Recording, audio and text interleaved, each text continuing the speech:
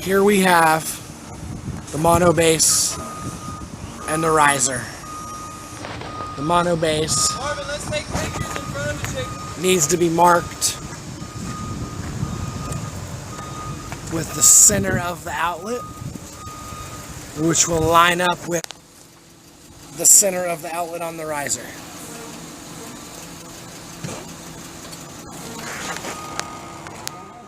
The window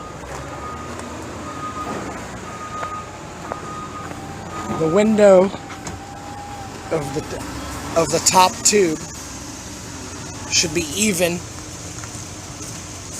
with the inlet pipe.